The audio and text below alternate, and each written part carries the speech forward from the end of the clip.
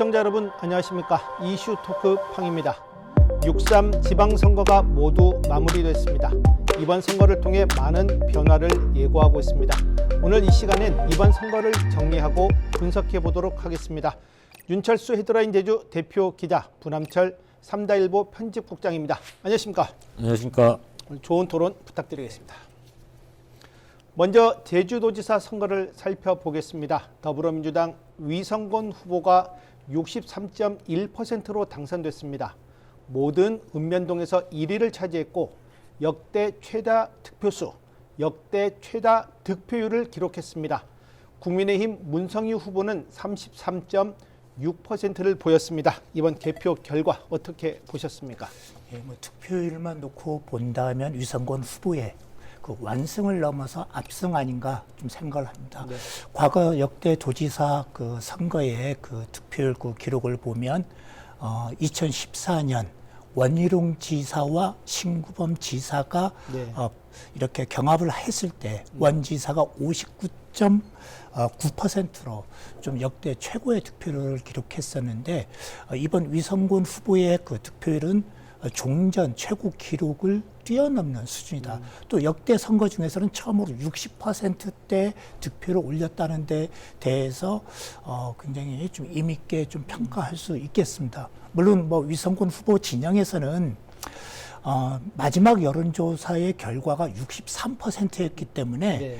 뭐 70%까지도 가능하지 않을까 아마 이런 기대가 있었을 겁니다. 하지만 제가 볼 때는 제주의 정치 지형을 놓고 봤을 때 아마 이번 63%의 득표율이 아마 최고점에 달은 최선의 결과 아닌가 생각을 합니다. 왜냐하면 마지막에 우리가 중도층이라든지 보수 진영의 결집이 이루어졌고 이게 좀 문성유 후보 쪽으로 많이 쏠리는 현상이 일어났거든요. 그 의미는 문성유 후보에 힘을 실어준다기보다는 뭔가 균형의 심리, 견제의 심리가 많이 작용했다 볼 수가 있겠습니다. 이미 당락은 이미 결정된 상황이고 나머지 부동층과 중도층의 일부에서 표심이 좀 견제와 그다음에 균형의 심리가 작용하면서 문성유 후보로 이렇게 이루어지면서 이런 결과가 난 게 아닌가 생각을 합니다. 네, 윤 대표께서 말씀하셨지만 위 후보가 저희들이 5월 말에 했던 여론조사에 63%, 근데 실제 득표율도 63.1%, 뭐 거의 뭐 똑같았다라는 부분에서는 좋게 보면 자기의 세력을 유지했다라고 얘기할 수 있지만 좀 부정적으로 보면 확장성이 없었다.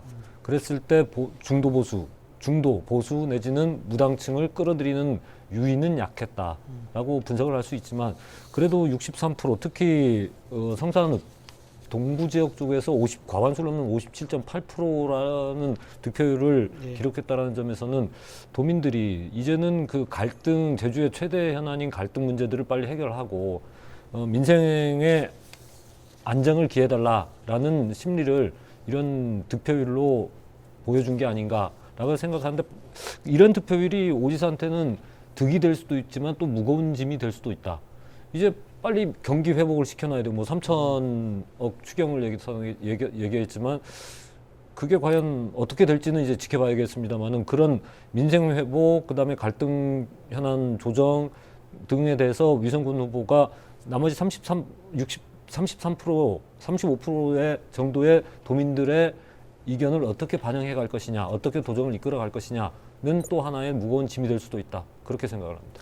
이번 주 인수위원회가 본격 가동을 되고 이번 그 세도정 준비 작업이 착수가 됐는데 아마 이번 인수위원회 가동 과정에서 지난 그 선거 기간에 미흡했던 부분 가장 큰 게 좀 우리가 정책 검증이 굉장히 미흡했고 또 민선 구기 도정에 대한 비전과 공약을 좀 체계적으로 제시하지 못했다.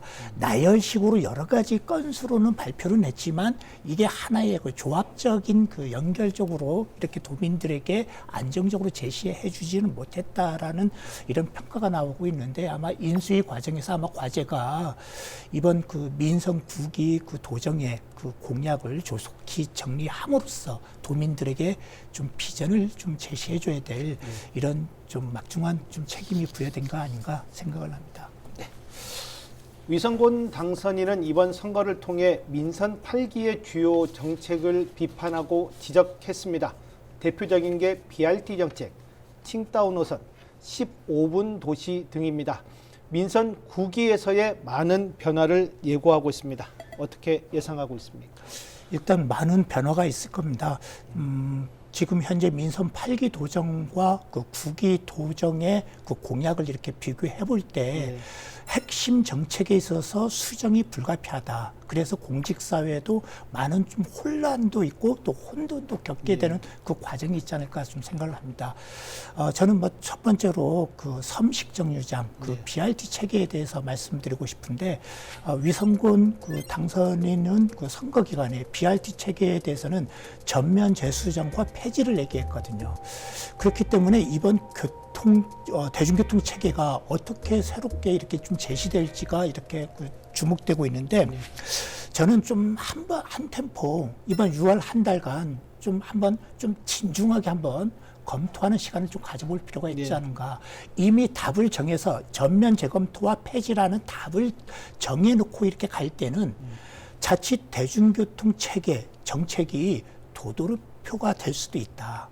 지금 계속 과거에 원희룡 지사 때 대중교통 체계 전면 개편 시작해서 오영훈 지사 때 그래도 우리 국내에서는 가장 선진화된 그 대중교통 혁신 모델이라고 불리는 제주형 BRT 정책까지 온 건데 이걸 다시 폐지하고 대중교통 정책을 다시 이렇게 좀 하겠다. 이거는 좀 한번 전체적으로 정책과 비전 차원에서 점검해 볼 필요가 있다 생각합니다. 왜냐하면 첫 번째로는 도민 여론도 전면 재검토와 폐지에 대해서 압도적 이렇게 지지를 보내지는 않고 있는 상황입니다.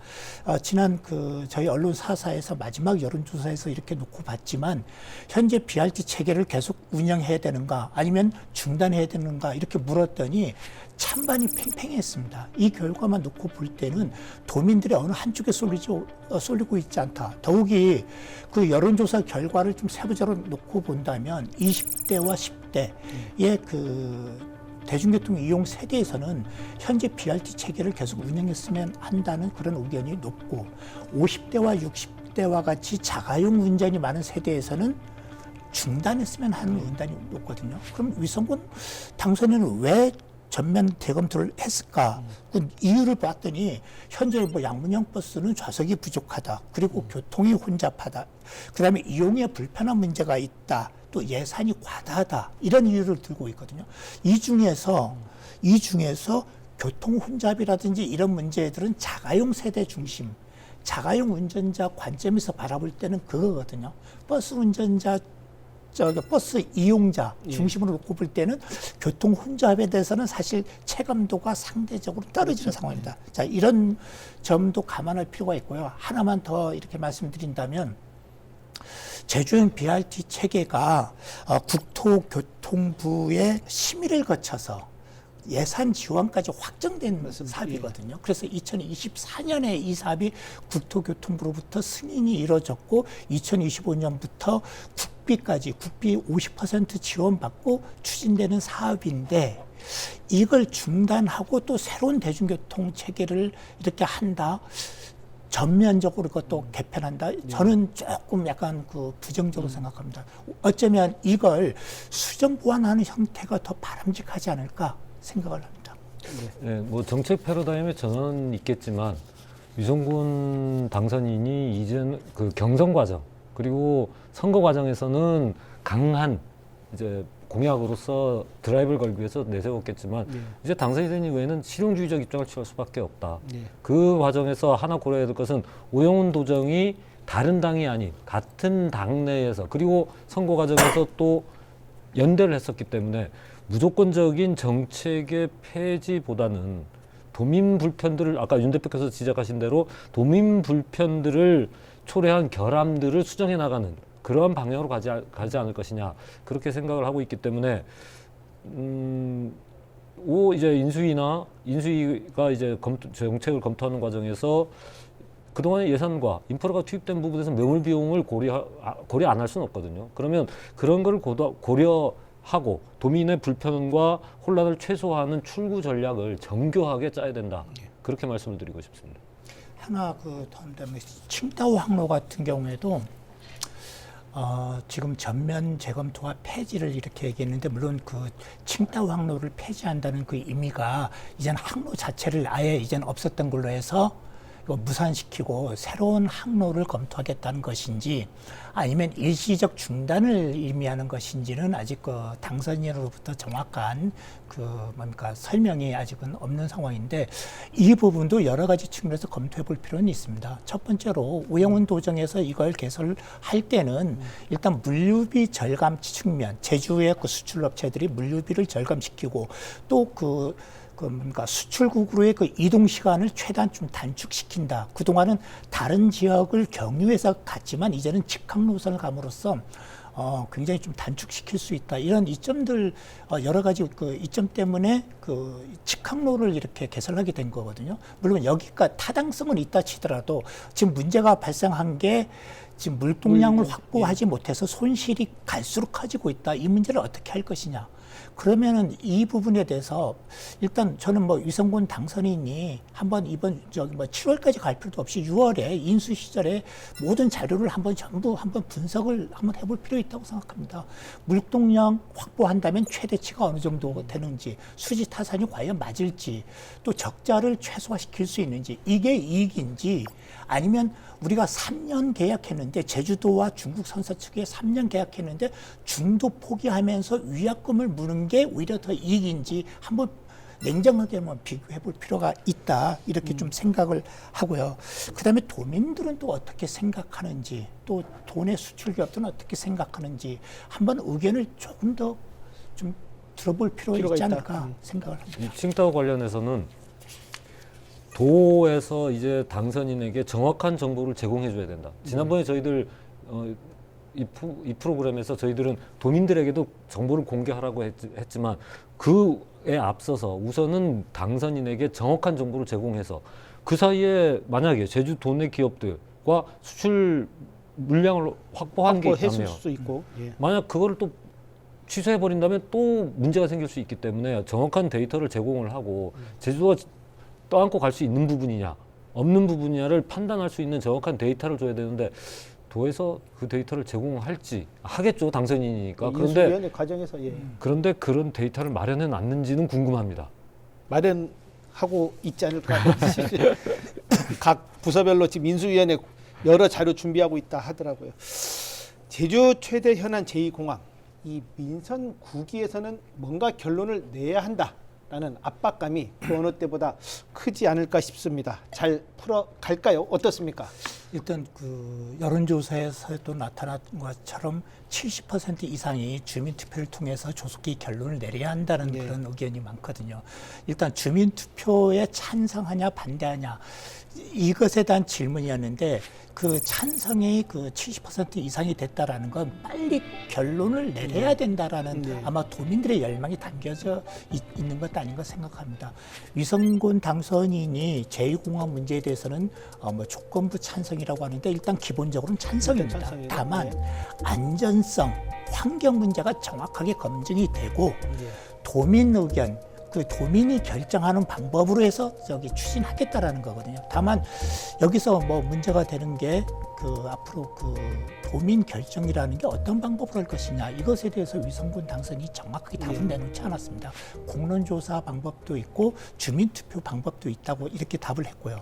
또 김성범 국회의원 보궐선거 당선인 같은 경우에는 주민투표에 대해서는 굉장히 신중론입니다. 제2공항에 대해서는 굉장히 찬성하면서도 주민투표는 좀 주민 의견을 더 들어보겠다고 해요. 저는 이건 아니라고 생각을 합니다. 이미 주민 의견은 도민 의견은 많이 들어봤거든요. 민선 8기 도정 내내 들어본 게 도민 경청 아닙니까? 도민 경청회 많이 했고 이제는 결론 내려야 될 시기다. 저는 이걸 갖고 1년 이상 끌어서는 안 된다. 바로 이번 6개월 내로 이거 결론 내야 된다 생각합니다. 왜냐하면 지금 환경영향평가 초안이 나올 그 시기가 9월 초거든요. 그럼 오영훈 지사 생각도 9월 초에 나온다면 중점 평가 사업으로 지정한 다음에 갈등 조정 협의회를 구성해서 공론조사 방법으로 해서 결론을 내리겠다고 이미 약속한 바가 있거든요. 최소한 위성군 당선인은 차선 채용으로 이 방법을 그대로 하든지 오 지사가 제시했던 이 방법을 그대로 준용하든지 아니면 더 앞선 방법으로 주민투표를 조속히 결론하든지 이걸 해야 됩니다. 그래서 저는 좀 위성군 당선인과 좀 인수위에 좀 제안하고 싶은 거는 7월에 취임해서 하겠다 하지 말고 6월 중에 국토교통부에 주민투표 실시가 가능한지는 물어봤으면 좋겠다. 공식적 질의를. 그렇죠. 그동안 국토교통부는 약간 불가입장했거든요. 오영훈 지사도 법리적으로 제도적으로 어렵다 해서 저 주민투표 실시 요구를 안 했던 것이거든요. 주민투표법 제7조 보면 국가사무인 경우에는 국가정책인 경우에는 주민투표 대상에서 제외된다 나와 있고 다만 주민투표법 제8조 보면 국가정책에 관해서도 중앙행정기관이 지방자치단체장의 요구는 할 수 있도록 이렇게 돼 있습니다. 그래서 아마 그 주민투표법 제8조에 따라서 주민투표 실시 국토부 장관이 결단만 한다면 가능하지 않을까 하는 생각도 들긴 하는데 이 부분에 대해서 정확하게 국토부에 빨리 답변 주고 회신을 달라고 해서 취임 전에 6월 중에 주민투표 실시 여부만큼은 결론을 내렸으면 좋겠다 생각을 합니다. 네, 위성군 당선인이 역대 도정 가운데 이 제2공항을 놓고 가장 큰 압박을 받을 겁니다. 왜냐하면 11년 동안 끌어왔고 벌써 세 번째 도정으로 왔는데 그 사이에 주인이냐 백주인을 놓고 엄청난 갈등을 벌였었기 때문에 이번에는 그리고 이번 선거 과정에서 가장 최대 현안이 됐었고 거기에 대한 답변들은 나와 있고 그랬을 때 가장 큰 압박감을 받을 것이다. 그러면 아까 윤 대표께서 말씀하신 대로 위성군 당선인 본인이 최종 결정은 내리겠지만 빨리 결정을 내리기 위해선 지금 가동되는 인수위에서 구체적인 윤곽을 잡아줘야 된다. 그래서 아까 윤 대표께서 말씀하신 대로 주민투표 가능성 여부를 빨리 타진을 해보고 그리고 안 된다면 다른 어떻게 갈 것인지라는 입장을 빨리 결정을 해야 앞으로 4년의 도정이 원만하게 흘러가지 그렇지 않으면 여기서 첫 스텝이 잘못 꼬이기 시작하면 민선 9기 도정도 완전하게 이 제2공항의 발목을 잡힐 수 있다. 그런 점에서는 이제 위성군 당선인이 도의원 3선, 국회의원 3선을 하면서 수많은 정무적인 시험을 거쳐왔기 때문에 이제 여기에서 본인의 정무적 리더십을 한번 보여줄 때가 아닌가 그렇게 생각을 합니다. 자, 민선 9기 출범을 앞둔 위성군 당선인의 과제 또 어떤 게 있는지 궁금하고요. 앞으로 위성군 리더십 어떻게 발휘되고 또 어떻게 녹아나갈지도 궁금합니다. 국회의원과는 다르지 않겠습니까? 어떻게 그렇죠. 보십니까? 국회의원은 정치인이고 도지사는 사실 행정가이거든요.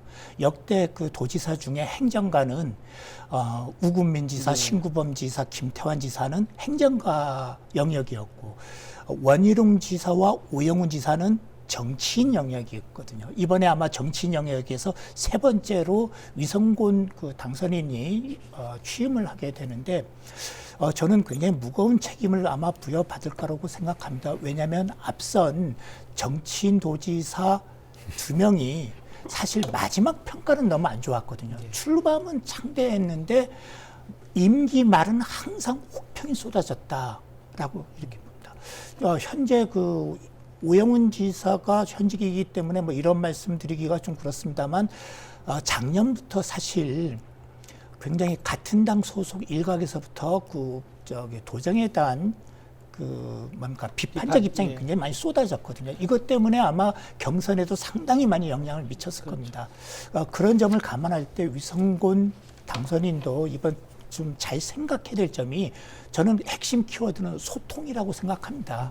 왜냐하면 물론 오영훈 지사나 과거 원희룡 지사가 소통을 못했다 이런 역설적으로 얘기하는 건 아닙니다만 약간 위성군 당선인이 조금 더 욕심낸다면 도의회와의 소통, 도민과의 소통을 좀 더 약간 진정성 있게 좀 더 적극적으로 가져나갔으면 좋겠다 생각합니다. 자, 단체대, 다수대 도지사로서 만나지 말고 정말 1대1로도 많이 만나고 도의원들과도 많이 만나면서 이렇게 좀 얘기를 많이 들었으면 좋겠습니다. 정치인들이 잠깐 착각하는 건 뭐냐면 도의원들은 국회의원이 이렇게 공천 권한이 좀 있거든요. 그래서 공천권을 행사할 때 국회의원의 영향력이 크기 때문에 정치인 관계에서는 상하 관계로 보는 경우가 많습니다. 그래서 그 인식을 버리지 못하고 도정에 들어와서도 도의회에 들어가면 거의 그 같은 당 소속 도의원들을 후배 또는 선배로 이렇게 바라보는 경향들이 있거든요. 그러지 말고 정말 그 도의원들도 한 명 한 명 도민의 대표다라는 생각으로 소통을 좀 적극적으로 가져나가고, 그리고 도민들과도 좀 답을 정해놓거나 먼저 좀 선입견을 도정을 이렇게 풀어야겠다. 도민들의 설득의 대상이 아니라 소통의 대상으로 이렇게 놓고 한다면 뭔가 좀 풀리지 않을까 생각합니다. 소통. 예. 예, 윤 대표께서 말씀하신 걸 제가 사자성어로 줄인다면 반면교사를 잘 삼았으면 좋겠다라는 생각을 하고, 아까 윤 대표께서 말씀하신 대로 국회의원은 법을 만들고 정부를 감시하는 정무적 말과 논리로 평가를 받는 자리라고 할 수 있다면, 그러니까 국회의원은 메시지가 좋으면 거의 뭐 7, 80%를 먹고 들어가는데 도지사는 행정가입니다. 특히 2조가 넘는 예산을 움직여야 되는, 그리고 그 조직을 움직여야 된다라는 부분에서는 CEO의 입장이 더 강하다. 그럴 부분에서는 과정이 정당성뿐만 아니라 아까 윤 대표께서 말씀하신 결과의 정당성이 더 중요할 수도 있다. 그러니까 소통을 통해서 결과를 끌어내야지, 소통만 했다고 끝나는 것도 아니고 그 소통을 통해서 뭔가 리액션을 얻어내야 되는 그런 입장에 있기 때문에 위 당선인이 그동안 뭐 근데 도의원을 했었고 국회의원을 했기 때문에 조금 그 부분은 도움이 되지 않을까, 제주 도지사로서의 역할에. 그렇지. 그리고 또 하나 이제 과제로 들어온다면 가장 중요한 것은 뭐 본인도 얘기를 했지만 제일 우선적으로 추진할 게 민생경기 회복이다. 그 부분을 이제는 말은 던져놨습니다. 이제는 실행력을 보여줘야 될 때이기 때문에 인수위 과정을 거치면서 빨리 어떠한 구체적인 대책을 내세울 수 있어야 된다. 그리고 제가 또 하나 제언을 하고 싶은 건 그 오영훈 도정이 추진했던 미래산업, 그러니까 우주산업이라든지 그 그린수소 이런 부분에 대해서도 어떻게 더 발전시켜 나갈 것이냐, 아니면 접을 것이냐, 이런 부분도 이제는 구체적인 답변을 내놔야 될 때다라는 부분을 또 한번 제언을 드리고 싶습니다. 네. 다음 교육감 선거입니다. 이변입니다. 민선 첫 여성 교육감이라는 타이틀을 얻었습니다. 특히 당초 접전일 것이라는 예상과 달리 김광수 현 교육감을 10%포인트 차로 따돌렸습니다. 이번 결과 어떻게 보셨습니까? 일단 뭐 대반전이 뭐 일어난 겁니다. 결과적으로 본다면 마지막 여론조사가 나올 때만 하더라도 골든크로스까지는 갔다. 그다음 완전한 역전이냐 아니면 딱 턱걸이냐, 여기가 관심사였거든요. 그래서 접전 상황이 될 것이다라고 이렇게 예측이 나왔고요. 또 출구조사에서도 사실 그렇게 좀 나왔어요. 출구조사에서도 한 3%포인트 정도, 그 정도밖에 차이가 나지 않을 것이다. 그렇다면 뭐 개표 결과를 끝까지 지켜봐야 된다라는 이렇게 했는데, 개표 결과를 끝까지 지켜보기도 전에 한 3시간 만에 김광수 후보 쪽에서 먼저 수건을 던졌습니다. 미리 당선. 아직 개표율이 50%될 즈음에 이미 낙선을 좀 인정하고 고희숙 후보에게 당선을 축하한다는 메시지를 이렇게 던졌는데, 저도 사실 깜짝 놀랐습니다. 이렇게 빨리 이렇게 했다. 그만큼 이미 김광수 후보 측에서는 이번 그 투표의 결과가 어떻게 나올 것이다라는 걸 이미 확정적으로 이미 약간 개표를 한 20-30% 정도 해보니까 이미 결과까지 확정적으로 좀 알고 이렇게 좀 했던 거 아닌가 좀 생각을 합니다. 이번 전체적으로 이렇게 좀 본다면 고희숙 후보가 지속적 추적 끝에 반전을 이뤄내면서 완승을 했고, 또 이외로 김광수 후보는 생각지 못한 완패라는 이 참담한 성적표를 받게 됐다, 이렇게 볼 수 있고요. 반면에 또 송문석 후보는 굉장히 좀 선전하는 선거 결과를 얻었다, 이렇게 정리할 수 있겠습니다. 뭐 대반전, 대이변, 뭐 여러 가지 수식이 붙지만 결국에는 현역 프리미엄을 가졌다라고 얘기할 수 있지만 반대로 현역에 대한 평가가 냉정했다라는 부분. 그러니 현역이 재선에 올라가기 얼마나 힘든지에 대한 모습을 보여준 장면이라고 생각을 하고, 김광수 후보 쪽에서는 개표 초기 사전 투표함들이 열렸을 때 벌써 패배를 인식한 게 아닌가라는 생각입니다. 왜냐하면 2030 쪽에서 자기가 많이 나올 걸로 생각을 했는데 4050은 버렸다고 생각을 합니다. 왜냐하면 저희들 여론조사 결과나 봤을 때 4050 쪽에서는 자기가 졌다라고 생각을 하지만 2030 쪽에서 올 거라고 생각을 했는데 거기서가 별로 효과가 없었다라는 점에서 끝까지 안 보고도 아까 말씀하신 대로 수건을 던져버렸다라는 점에 있지만 제가 또 하나 지난번에 저희들도 말씀드렸습니다만은 송문석 후보의 약진 두 자릿수가 나온다라는 거는 송문석 후보가 김광수 후보의 표를 끌어들였고 고희숙 후보는 민주진보라는 정치 프레임이죠. 저는 솔직히 말씀드리면 정치 프레임이 내세워서 더불어민주당을 지지하는 지지층 또 그 지지층들이 40대 50대 또 몰려 있습니다. 이렇게 보면 일반적으로 그 층들의 호응을 얻어냈다라는 점에서 이번 선거 결과가 그렇게 압도적인 차이가 나타나지 않았나라는 생각을 합니다. 저희 언론사사의 1차 여론조사 시점인 지난 2월만 하더라도 김광수 후보의 20%포인트 뒤처지다가 중후반 이후 쭉 올라오더니 마지막 여론조사에서는 5차 범위까지 들어왔습니다. 결국 여론조사 공표 금지 기간 중에 없지 않았나라는 좀 예상도 가능한데 원동력 어디에 있다고 보십니까? 일단 저도 선거 한 초반, 중반까지만 하더라도 김광수 후보가 좀 당선 가능성이 그나마 제일 높지 않겠나 이렇게 예측은 했습니다. 왜냐하면 김광수 후보 같은 경우에는 임기 4년 동안 리얼미터 이렇게 평가하면은 전국 시도교육감 중에서는 가장 최상위로 나왔거든요. 그다음에 또 제주도의 지역사회에서도 평이 나쁘진 않았습니다. 굉장히 나이에 비해서 오히려 더 활력적이고 굉장히 좀 열심히 일하려는 모습이 보인다라는 긍정적 평가가 좀 많았거든요.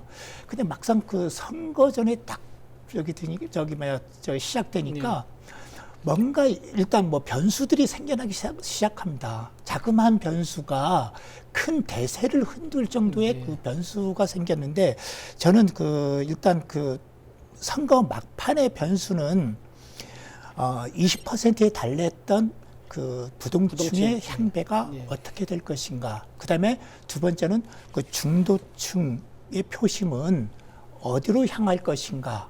그다음에 세 번째는 송문석 후보가 선전한다면 어느 후보에게는 악영향을 미치고 어느 후보에게는 긍정적으로 작용할 것인가라는 점에 좀 주목했거든요. 그런 결과를 통해서 막상 결과를 봤더니 고희숙 후보의 완승으로 끝났습니다. 저는 고희숙 후보가 완승으로 끝난 가장 큰 이유는 저 두 가지로 제가 개표 당일 방송 때도 이렇게 설명한 적이 있습니다만 첫 번째는 이슈 주도권을 아주 잘 활용했다. 모든 이슈를 고희숙 후보가 주도하고 선점했다라는데 굉장히 크게 합니다. 그 중에서도 청렴 이슈, 그 다음에 약간 이혹 제기 이슈에 있어 갖고는 아주 적시타를 때려냈다. 이게 처음에는 좀 약간 다소 추상적으로 이렇게 문제 제기, 현직 교육감 약간 흔들기, 흠집내기 아닌가 하는 정도의 잠펀치 수준인 줄 알았는데 나중에 태양광 사업이라는 이 이슈가 끼어들기 시작합니다. 근데 태양광 사업의 이슈가 단순한 이슈가 아니라 업체 내부에서 조직적 선거 운동을 했다는 혐의가 이렇게 좀 드러나게 되고 또 여기에 더해서 나중에는 수의계약에 대한 정보를 약간 독식했다라는 독점적으로 이렇게 활용했다라는 이런 의혹이 좀 커지게 됩니다. 그러다 보니까 유권자 입장에서는 굉장히 김광수 교육감에 대한 약간 부정적 시각, 도덕성에 약간 치명타를 입힌 것 아닌가 생각합니다. 그래서 한마디로 고희숙 후보의 이슈 주도권은 저는 좀 약간 적폐청산 이슈와 약간 묘하게 이렇게 연결시키면서 김 교육감이 공격했다 이렇게 보고요. 그다음에 두 번째 저는 요인으로 보는 게 더불어민주당과 진보당과 이렇게 고희숙 후보가 이렇게 일치화시키는 선거 전략 이게 주요했다고 봅니다. 그러면서 결국은 선거 구도를 처음에는 그렇게 쉽게 그 더불어민주당과 국민의힘, 진보 진영과 보수 진영 이런 대결 구도가 형성이 안 됐거든요. 아마 한 4월 여론조사까지만 하더라도 더불어민주당 지지층에서 김광수 후보가 살짝 높았습니다. 오히려. 그런데 마지막 여론조사 때는 더불어민주당 지지층이나 진보 성향의 지지층에서 고희숙 후보가 이렇게 흡입을 하게 됩니다. 그러면서 대결 구도를 더불어민주당과 진보층, 그다음에 국민의힘과 보수층 간의 대결 구도로 이렇게 형성시켜낸 것. 이게 아마 결정적이었지 않나 생각을 합니다. 예, 저희들이 지난 2월에 여론조사를 했을 때 35대 14, 21%포인트가 차이가 났었는데 5월 달에 한 거는 뭐 그냥 딱 붙어버리는. 그리고 나서는 골든크로스가 일어나서 압도적으로 당선을 하는. 이 과정을 보면서 저는 그리고 그 과정에서 선거 운동을 하는 모습을 보면서 고희숙 의원이 이 교육감은 정치적이지 않다 뭐 이제 얘기를 하지만 노세한 정치가다. 나이완 같지 않은 진짜 고도의 전략을 가진 선거 정치가였다라는 말씀을 드리고 싶습니다. 처음에 시작할 때 파란 옷을 입고 더불어민주당 도의원이나 뭐 도지사 후보들이 뭐 선거사무소 개소식, 출정식에 열심히 쫓아다니는 걸 보면서 저는 저렇게까지 교육감 후보가 할 일이 있나, 해야 되나라는 생각을 했었는데 그게 커플링 효과를 나타내면서 더불어민주당 지지층이 결국에 선거 막판에는 고희숙 후보 쪽으로 지지한 쪽으로 갔다. 그리고 세대가 겹쳐 있다. 고희숙 후보가 이제 1969년생으로 알고 있는데 그 40, 50대 세대들이 같이 대학을 나왔고 같은 시대를 살아오면서 또 같은 공감대를 형성한 부분들이 있지 않았느냐. 그리고 교육 문제에 대해서 좀 다른 교육 문제를 이제 다른 현안을 이제 제시하면서 그런 것까지도 이제 부동층의 마음을 흡수한 게 아니냐라는 부분을 지적하고 싶고, 가장 큰 거는 김광수 후보 측의 그 의혹 제기에 대한 대응이 그렇게 대응을 해서는 지겠다라고 뭐 다짐하고 나선 거나 마찬가지였지 않느냐, 이제 직후담입니다만은. 그래서 여러 가지 조언들을 얻었겠지만 그렇게 효과적인 방어를 하지 못했다. 그래서 현역의 프리미엄을 지켜내지 못했다라는 부분에서는 조금 그 김광수 후보 쪽의 입장을 봤을 때는 아쉽다. 그렇지만 고희숙 후보 쪽에서 봤을 때는 고도의 전략가가 있었다.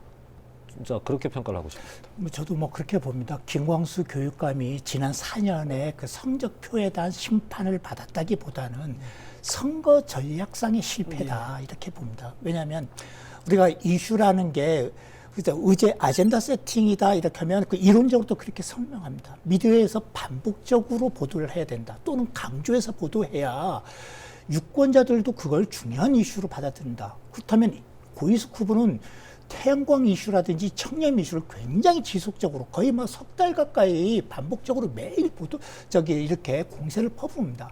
반면에 김광수 후보는 이슈 대응 전환 속도가 너무 늦습니다. 이걸 제대로 그 대응도 못했을 뿐만 아니라 대응을 하는데 단발성으로 그칩니다. 예를 들어서 민주노동당 정당 후원금에 대한 이슈를 제기합니다. 그 이슈가 이슈를 덮는다는 차원에서 저렇게도 이슈를 좀 제기하는구나 저도 생각했습니다. 그런데 이게 단발성으로 그칩니다. 그러면서 고소고발하겠다고 합니다. 그 고발장을 가서 참모진이 가서 경찰에 고발장을 냅니다. 그럼 고발한 내용은 뭘까? 이렇게 봤더니 2006년까지는 뭐 정당 후원금을 뭐 합법적으로 낼 수 있었다. 이 발언이 허위사실 공표다 하는데, 그럼 다시 이걸 팩트 체크를 이렇게 해보면 어느 정도 그 고희숙 후보의 TV 토론 발언은 사실관계에 약간 부합하는 거거든요. 그럼 도대체 뭐가 허위라는 거냐? 이렇게 그 기자들도 많이 질문했지만 김광수 후보 측은 고발장까지만 접수했지 더 이상 후속 그거에 대한 왜 저게 허위 사실이 되는지, 법적으로 왜 문제가 되는지 단 한 번 논평이나 성명이 나오질 않습니다. 그 얘기는 뭐냐면 이슈 덮기 위해서 고발이라는 전략을 택한 것 아니냐. 그러니까 너무 그 전략이 너무 드러나 버렸다라는 겁니다. 그래서 효과가 반감이 됐고 결국 이게 페인으로 연결된 것 아닌가 좀 생각합니다. 저는 그게 오히려 역효과를 냈다고 봅니다. 교육감 선거라는 게 저희들이 생각할 때 도덕적이고 되게 정치적 중립성을 가지면서 깨끗한 정책 선거를 하는 쪽으로 생각을 일반적으로 잡혀 있는데 갑자기 고소고발전이 난무하면서 그거를 스타트를 끊어버리니 사람들이 봤을 땐 당신은 잘못한 게 없느냐. 왜냐하면 그 태양광에 가서 고소고발이 안 이루어졌었기 때문에 그런 상황에서 그게 오히려 역효과를 불러일으키면서 그 부동층이라든지 아니면 40, 50대 층들의 표심이 고희숙 후보 쪽으로 흘러가 버렸다라는 점을 아쉽게 생각을 합니다. 네. 고희숙 당선인은 선거 기간에 아이비 교육 과정의 확대를 중심으로 현 교육감과는 다른 다양한 공약을 제시하면서 제주 교육에 큰 변화를 예고하고 있습니다. 어떻게 예상하고 있습니까? 예, 저는 이번 3명 후보의 공약을 이렇게 보고 또 공약집도 제가 한 페이지 한 페이지 다 이렇게 비교하면서 봤습니다만 뭐가 차이점인지 사실 그 비교육, 교육 전문가가 아닌 입장에서 볼 때는 좀 약간 그 차별성을 보기가 굉장히 어려웠다. 그럼 우리 도민들은 어떻게 그걸 판단했을까? 좀 아이러니합니다. 왜냐하면 아이비 교육 아까 나왔는데 아이비 교육에서는 3명의 후보가 거의 기본적으로 확대해야 된다는 똑같습니다. 살짝 방법론만 틀립니다. 송문석 후보는 제주형 아이비를 얘기합니다. 그래서 그럼 아이비라는 게 이걸 하나의 인증인데 인증받을 수 있냐라는 이런 반론에 부딪힙니다. 또 고희숙 후보도 확대를 얘기합니다. 확대를 얘기하는데 차이점은 뭐냐면 또 송문석 후보 공통점은 KB 국가협력센터를 유치하게 됩니다. 즉 우리나라의 IB 센터를 뭔가 유치하겠다라. 좀 송문석 후보의 생각과 약간 좀 닮아는 있습니다. 다만 차이점은 고등학교에도 IB를 확대하겠다. 그래서 현재 표성고가 있고 또 원래 그 제주도 교육청에서 성산고까지 하고 있는데 고희숙 후보는 서부 지역에 하나 더 이렇게 하겠다라고 합니다. 그럼 김광수 후보 생각은 뭐냐면 본인의 임기 때는 벌써 표선고도 했고 많이 확대하면서 성산고까지 추진하고 하는데 또 그 상대 후보 진영에서는 더 많이 확대하겠다 하니까 고교로까지 그러니까 초등학교와 중학교까지는 이해는 하는데 고등학교까지 이렇게 확대하면은 수능 시험 체계와도 맞물려서 좀 안 좋은 영향이 있을 수가 있다. 그래서 이건 좀 더 신중히 검토해 볼 필요가 있다면서 신중론을 오히려 합니다. 왜냐하면 본인의 업적이 이미 가려지거든요. 본인이 이까지만 한 것도 아주 좋게 이렇게 평가하는 게 아니라 플러스 알파의 그 공약들을 계속 제시해 가니까 아마 그런 게 좀 나온 게 아닌가. 그래서 아무튼 어쨌든 간에 아이비 교육 같은 경우에는 확대될 것으로 고희숙 당선인 아마 임기 중 확대될 것으로 보고요. 그러면 서부 지역 고등학교도 한 곳 이렇게 하겠다고 했는데 아마 이것도 임기 초반에 이루어지지 않을까 생각합니다. 또 하나의 제가 이슈 중에 하나가 중학교 신입생들에게 1인 1 노트북 지급이 있는데 이것도 사실 김광수 후보 같은 경우에는 정말 앞으로 AI라든지 그 디지털 미래 교육 연결해서 이 디지털 기기 보급이 가장 중요하다. 이 기기를 보급해야만 전 중학생과 전 고등학생이 한 명이 누구나 다 이렇게 노트북을 갖고 있어야만 이 교육 체계가 가능하다 생각해서 이걸 야심차게 한 거거든요. 근데 고희숙 후보 같은 경우에는 이거에 대한 효과성의 의문을 제기하면서 앞으로 공유 노트북 체계로 전환하겠다. 그 대신에 그럼 노트북을 지급하지 않겠다라는 거거든요. 앞으로는. 그 대신에 입학 초중고 입학생들 대상으로 학부모들에게 입학 준비금을 지급하겠다 하는데 이게 실제 될지 안 될지는 아직 모르는 겁니다. 이거는 왜냐하면 복지부에 사회보장 협의를 거쳐야 되는 문제이고 또 두 번째는 저 중요한 건 학부모들의 생각도 읽어봐야 됩니다. 학부모들한테 노트북 지급 안 받고 노트북도 100만 원 미만대가 아니라 사실 170만 원. 좀 굉장히 요금이 좀 비싼 거거든요. 그럼 이 노트북을 받지 않고 입학 준비금으로 이렇게 하시겠습니까? 이렇게 물어볼 경우에는 대부분 학부모들은 그럴 겁니다. 노트북은 노트북대로 받고 입학 준비금도 해서 이렇게 한 게 낫지 않겠나 생각하지. 이건 이미 줬던 걸 이미 바로 우리 직전 우리 옆집 애들까지는 작년에 입학하니까 주고 올해부터는 안 준다 하면 바로 그 중학교 예비 신입생 학부모들 같은 경우에는 생각이 좀 다를 수도 그렇죠. 있습니다. 예. 그래서 이 부분도 아마 조금 더 한번 검토는 좀 해볼 필요가 있다 생각합니다. 예, 뭐 같은 내용입니다만은 지금 윤 대표께서 말씀하신 게 선거 과정에서 치열한 공방이 벌어졌어야 될 내용인데 뭐 다른 쪽으로 흘러가면서 이게 넘어가 버려서 저도 아쉽다고 생각하는데 그 우선 노트북 문제는 그러면 지금 고1까지 거의 고2 이제 고2 되는 애들까지 받고 있을 텐데 그럼 그 노트북들은 어떻게 할 것이냐? 공유 노트북이라면 걔들 거 다 이제 빼와야 되거든요. 그러면 그 비용 매몰 비용은 또 어떻게 봐야 될 것이냐라는 부분과 형평성 문제. 내가 받을 줄 알았는데 안 들어가면 이거 또 우리 사야 되는데 뭐 이제 그런 문제가 생길 수 있고 왜냐하면 그 애들이 그걸 들고 와서 집에서도 사용을 하기 때문에 과연 AI 시대에 어느 게 맞는 정책인지는 한번 고민해볼 필요가 있다라는 점. 그리고 두 번째는 아이비입니다. 아이비 문제는 이게 도입 때부터 지금까지 계속 논란이 되고 있는데 아이비가 애들한테 토론식 그리고 이제 서술식 이런 부분에서 수업은 좋은 평가를 받고 있지만 문제는 대입. 우리나라의 지금 현재 대입과 맞물리면 이 아이비가 전혀 효력을 발휘할 수 없다라는 점이 큰 문제점으로 작용하고 그동안은 수시에 이제 대학에서 수시 쪽에다가 포인트를 줬었기 때문에 이게 뭐 논술이다 뭐 이런 쪽으로 많이 갔었는데 지금 또 갑자기 정시 쪽으로 움직임이 생겼기 때문에 아이비 이게 과연 도움이 될 것이냐라는 고3 학부모들 지금 당장 고3, 고2 학부모들의 불안감을 어떻게 잠재울 수 있느냐라는 부분은 이 부분은 제주도 교육청 차원에서 처리할 수 있는 부분이 아니기 때문에 이 부분에 대해서는 또 문제가 생길 거고 또 학교가 확대를 되면 중요한 건 교사들이 연수를 받아야 되고 또 그 수업 그렇죠. 능력을 검증을 받아야 되기 때문에 그 부담감은 또 교사들은 어떻게 감당해낼 것이냐 이런 부분은 전혀 공론화가 안 된 상태에서 그냥 우리는 하겠다라고 예. 던져버렸기 때문에 앞으로 이런 정책들이 오히려 더 많은 논란을 불러일으키지 않을까 그렇게 생각을 합니다. 네. 다음 제주도의원 선거입니다. 더불어민주당의 압승으로 끝났습니다. 전체 45명 정원에서 더불어민주당이 34석을 차지했습니다. 선출직 27명, 비례대표 7석입니다.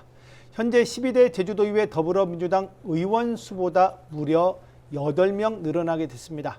다만 비례대표의 경우 8석을 차지할 것으로 예상됐지만 정당 지지도에서 50%를 넘지 못했습니다.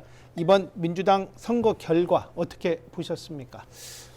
민주당이 이번에 그 의석수를 그 비율로 보면 한 75%, 네. 3분의 2선을 넘었습니다. 네. 3분의 2선이 30석인데 지금 그 34석, 34석까지 네. 이렇게 되죠. 그럼 뭐 완전한 이 압도적 다수당 지위를 된 겁니다. 국회에서 민주당이 차지하는 비율보다도 제주도의회에서가 더 높은 겁니다. 그래서 모든 게 이제 민주당 주도로 이렇게 하게 됐다 이렇게 볼 수 있고요. 반면에 국민의힘 같은 경우에는 오히려 8석으로 좀 의석수가 더 줄었습니다.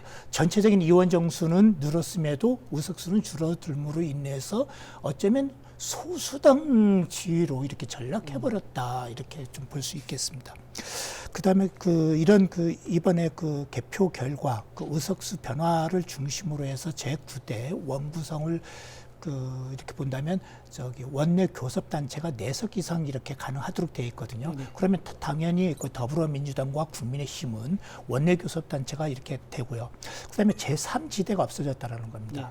지금 현재 도의회에서는 교육위원이 5명이 있기 때문에 무소속과 교육위원회에서 뭐 미래제주라는 그 제3의 교섭단체 구성이 가능했거든요. 근데 이번에는 진보당 1명, 조국혁신당 1명, 무소속 1명, 제3지대가 이렇게 3명밖에 안 됩니다.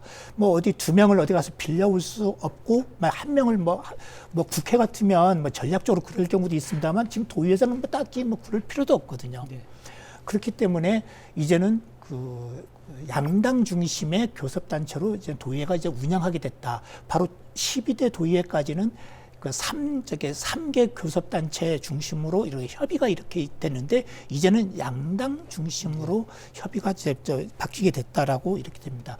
그래서 앞으로 좀 뭐 더불어민주당이 이렇게 그 다수당 지위를 좀 차지했지만 좀 뭐 승리의 기쁨은 잠시인 거고 이번 아마 저 바로 7월 1일 원구성 시작됨에 따라서 34명의 민주당 소속 당선자들은 아마 저마다 지금 또 고민이 예. 이젠 다 치열해질 겁니다. 셈법이 계산이 이제 달라지는 거죠. 아마 이걸 앞으로 좀 완전 우리 언론에서도 제일 재밌게 아마 바라보면서 기사화할 부분이 아마 이 내용 아닌가 생각됩니다. 예, 이게 의회 얘기를 가기 전에 위성군 당선인으로서는 진짜 막강한 후원 세력을 얻었다.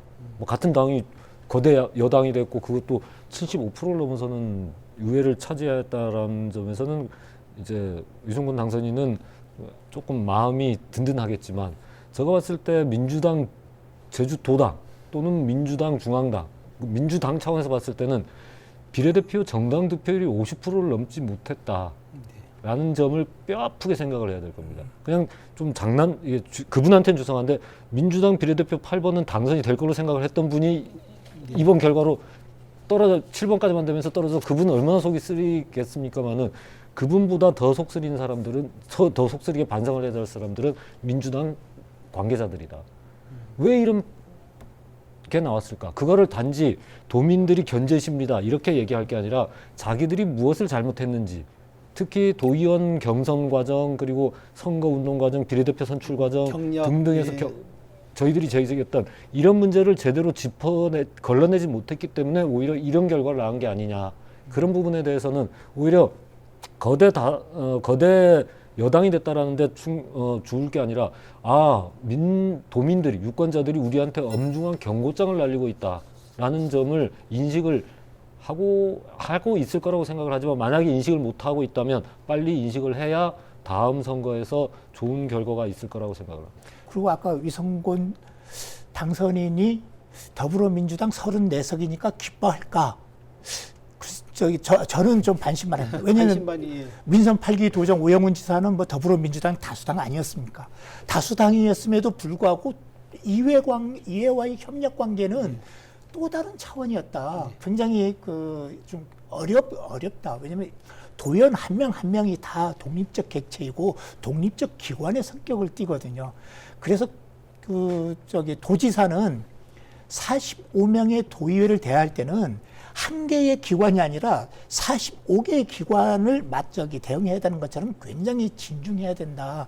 그래서 좀 오히려 더 도정에 힘을 실어줄지 아니면 도정 견제를 오히려 민주당 의원들이 더 나서서 경쟁적으로 할지는 그건 더 지켜볼 문제고요. 저는 뭐 이번 원구성 앞두고 좀 관심 있게 보는 건 뭐냐면 현재 도의회 의장단이 3명입니다. 의장 1명, 부의장 2명. 부의장은 보통 여당이 한 명, 야당 1명. 의장은 다수당이 차지하는 것. 그러니까 뭐 민주당 소속 도의원 중에서 의장을 한 명은 의장하고 한 명은 부의장하고 그다음에 국민의힘 소속 의원 중에서 한 분이 이렇게 부의장 하는 거. 문제는 뭐냐면 상임위원장 자리가 7개밖에 안 된다는 겁니다. 그럼 의장단 3명과 상임위원장 다 합쳐봐야 10석밖에 안 되는데 지금 문제는 더불어민주당이 34석 얻었지만 재선 이상이 너무 많다라는 겁니다. 지금 삼선 도의원만 민주당 소속의 삼선 도의원만 9명이나 됩니다. 이 9명이 전부 차기 도의회 의장 아마 경선에 아마 나서지 않을까 생각하는데 경쟁 굉장히 치열해지겠다. 그다음에 상임위원장 자리 두고 또 재선급 이상들은 재선 의원이 민주당만 10명이나 됩니다. 그럼 서로 이렇게 경쟁하다 보면 상임위원장도 못하는 재선 의원이 나올 수가 있다. 왜냐하면 국민의힘 소속에서도 사선 의원 1명, 삼선 의원 1명, 재선 의원 1명이거든요. 또 진보당에서도 재선 의원이 1명. 그럼 다 해서 재선 이상 의원이 몇 명이면 23명입니다. 자리는 10자리인데 전반기 10명, 후반기 10명 해봐도 20명밖에 안 되는데 그중에 그럼 나머지 3명은 상임위원장 자리 못한다는 겁니다. 그러면 대안은 1년 임기에 1년씩 예산결산 특별위원장 정도로 만족해야 된다. 그래서 아마 상임위원장 자리 두고 이달 말에 제가 볼 때는 밤샘 도민을 어떻게 하면 민생 회복시킬까 밤샘 고민하는 게 아니라 원구성 자리 놓고 치열한 밤샘 고민하면서 밤샘 논쟁이 아마 되지 않을까 생각합니다. 의장이야 다음에 출마할 수 없기 때문에 저는 경쟁률이 높지 않고 오히려 이제 상임위원장 이 경쟁률이 매우 치열할 거로 예상됩니다. 예, 저는 윤 대표께서 말씀하신 대로 위성군 당선인이 그 지금 현재로서는 소통, 그 아까 윤 대표께서 말씀하신 소통을 강화한다면 거대한 지원군을 얻는 거고, 소통이 없다면 칼날을 주게 되는 그런 이제 딜레마에 빠졌겠지만, 위성군 의원이 본인이 도의원을 3선이나 했고 국회의원 3선 했기 때문에 소통의 중요성은 충분히 알고 있기 때문에 원군을 만들어야지 적을 만들겠습니까?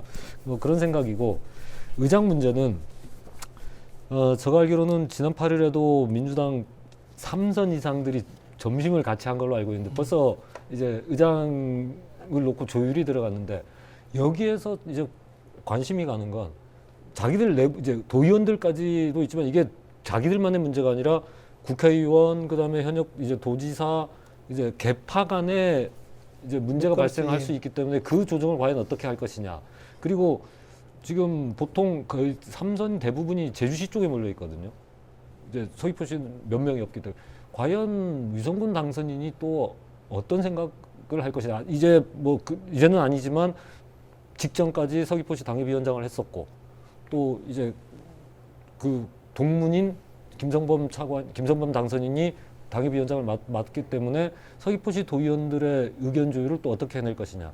그런 부분에서 의장을 자기의 친정 체제로 끌고 갔을 때는 이게 처음에는 이제 자기 행정을 이제 정책을 끌어가는 데는 도움이 되겠지만 반발이 일어날 수 있다. 또 자기와 조금 각을 세우는 사람을 끌고 들어왔을 때는 또 태클을 걸 수 있기 때문에 조금 많은 신경이 쓰이게 된다. 이런 부분에서 저는 의장에 나서겠다는 사람은 적을 수 있지만 의장을 뽑는 과정은 그렇게 순탄치는 않을 것이다. 의견 조율이 힘들지 않을 것이다라고 생각을 하고, 상임위원장 문제는 저는 무슨 생각을 했냐 그러면, 민주당 도당이 중앙당과 같은 횡포를 부리지는 않을까. 국회 상임위원장을 놓고 자기들이 다 먹겠다고 했던 민주당이기 때문에 이것도 안 주겠다라는 이 몽리 아닌 몽리를 필 수도 있지 않을까라는 우려감은 있지만, 그래도 다원주의와 소통과 협치를 하겠다라면 어느 정도는 배분이 돼야 되지 않을까라고 생각을 해서, 아까 윤 대표님 말씀대로 이 도의회 원구성 과정이 이제는 최대의 관심사가 되지 않을까, 그렇게 생각합니다. 오늘 토론회 마무리하도록 하겠습니다. 정리 발언 부탁드리겠습니다. 예, 출범을 앞둔 민선국이 위성군 도정과 13대 도의회가 가슴 깊이 새겨야 할 내용은 동심동목입니다. 서로 마음을 열고 같이 가는 생각을 했을 때 새로운 민선국이 도정이 제대로 이끌어갈 거라고 생각합니다. 그래서 모두가 한마음 한뜻으로 자신들의 발전이 아니라 제주의 발전을 위해서 노력해 주기를 당부드리겠습니다. 네, 정리 발언 부탁드리겠습니다. 한 당선인이 SNS에 이런 걸 올렸더라고요. 당선증을 교부받으면서 엄중한 책임과 무게가 느껴진다, 이렇게 합니다. 자, 책임을 이렇게 강조하시더라고요. 이번 더불어민주당이 제주도에서 압승을 거뒀지만 이게 도민의 민심이 뭔지 겸허히 읽을 필요가 있다. 권한을 부여받은 게 아니라 막중한 책임을 주어진 것이다. 이 점을 명심하고 앞으로 도정 운영, 도의회 운영에서 좀 더 겸손하게 민심을 헤아리면서 이렇게 좀 지방 정치를 해 나가야 되지 않을까 생각합니다. 네, 오늘 귀한 시간 감사합니다. 선거는 끝났지만 이제부터가 시작입니다. 도민들이 선택한 새로운 리더십이 제주가 안고 있는 현안들을 어떻게 풀어낼지, 그리고 약속한 변화를 얼마나 실현할 수 있을지 지켜보도록 하겠습니다. 지금까지 시청해 주셔서 감사합니다.